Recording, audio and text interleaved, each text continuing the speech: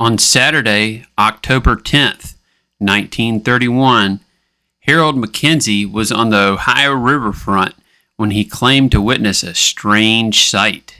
An unidentified airship hovered in the sky over Gallipolis, Ohio. Intrigued, he contacted his friends at the Foster Dairy Plant to come see it for themselves. Among those who responded were Robert Hackeny and his wife, along with Dr. Claude Parker and his wife.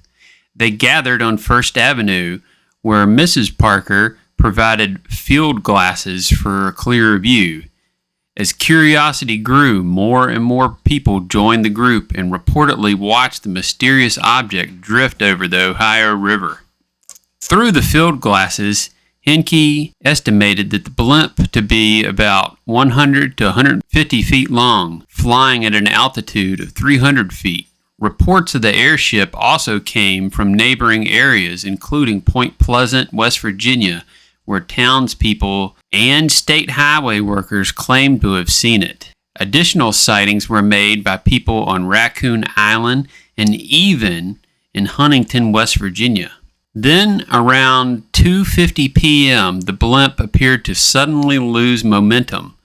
Witnesses described the craft breaking in two and trailing smoke as it plummeted towards the hills near Gallipolis Ferry, West Virginia.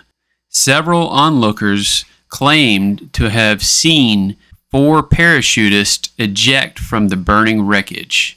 Later, Lieutenant Hodgkinson, who was inspecting engines at the Gallipolis Airway Company around 3 p.m., was approached by a man asking if he had seen the airship. Oddly, Hodgkinson had neither seen nor heard anything unusual. He later spoke with 20 to 30 people who all insisted they'd observed the same strange craft that had remained stationary for nearly an hour before suddenly crashing. According to them, the airship bore no visible markings and appeared to lack a cabin. Numerous eyewitnesses reported the apparent crash to Dr. Charles E. Hollister, the owner of Gallipolis Airport. The sheriff of Mason County led a nighttime search through the wooded terrain in the area, but by dawn there was no sign of wreckage found anywhere. On October 11th, State Trooper Don Ponmery conducted a follow-up ground search. Dr. Holster even organized an aerial search in hopes of locating debris or survivors, but the effort yielded nothing.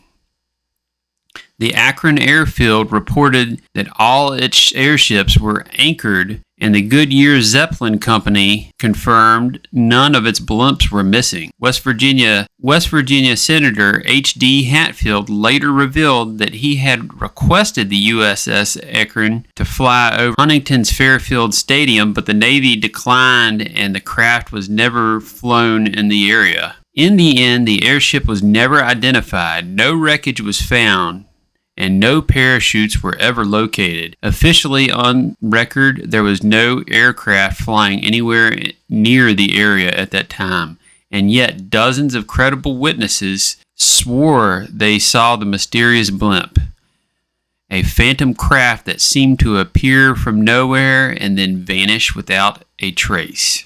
So what did y'all think of that one? Let me know in the comments. I had heard this story years ago and heard it several times since, and I finally found it again on Appalachian Oddity, a friend of mine. Go check them out.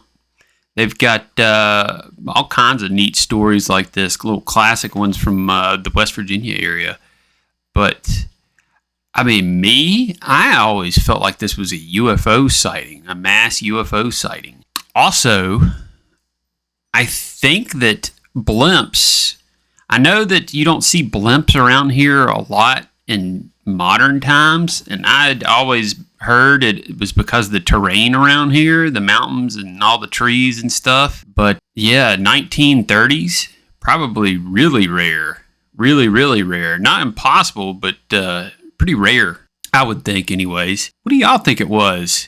It stayed stationary for an hour, and then it appeared to break in two, catch on fire, and crash, and then no sign of it.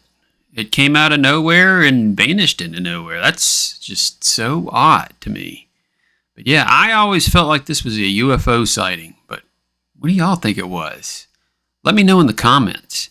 And if you like the video, make sure to like, share, subscribe, tell all your friends. And if you've got a story you would like to see get featured on here, you can send it to us at spookyappalachia@gmail.com. And don't forget, until the next one, stay spooky.